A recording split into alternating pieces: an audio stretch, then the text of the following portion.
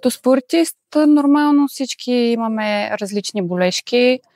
Някой път те боли рамото, друг път те болят краката, кръста. Така, доста често страдаме от физическо, психическо претоварване.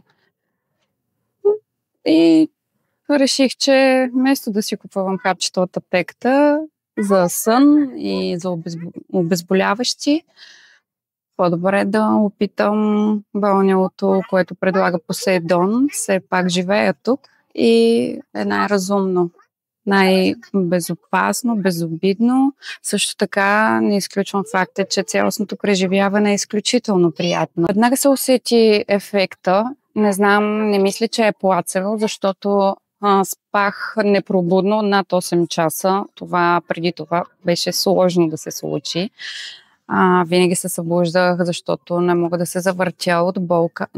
След това цялостно се отпуснаха мускулите ми, психиката ми, действаше ми не само за една вечер. Продължение на седмици просто се чувствах доста отпусната, възстановена.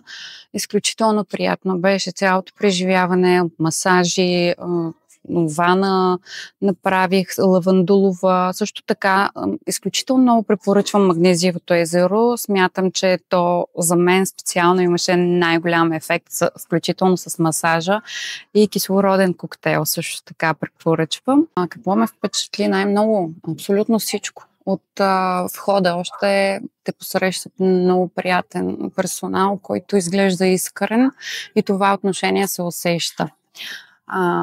Цялостното преживяване, наистина също така обстановка, атмосфера.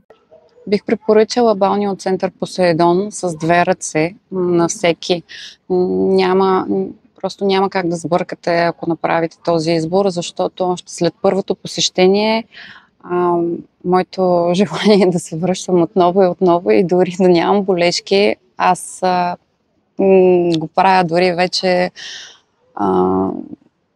без да имам нужда от това. Просто цялостното преживяване е изключително приятно. Балнео център Посейдон се различава от другите подобни центрове най-вече с отношение, топло отношение, искреност.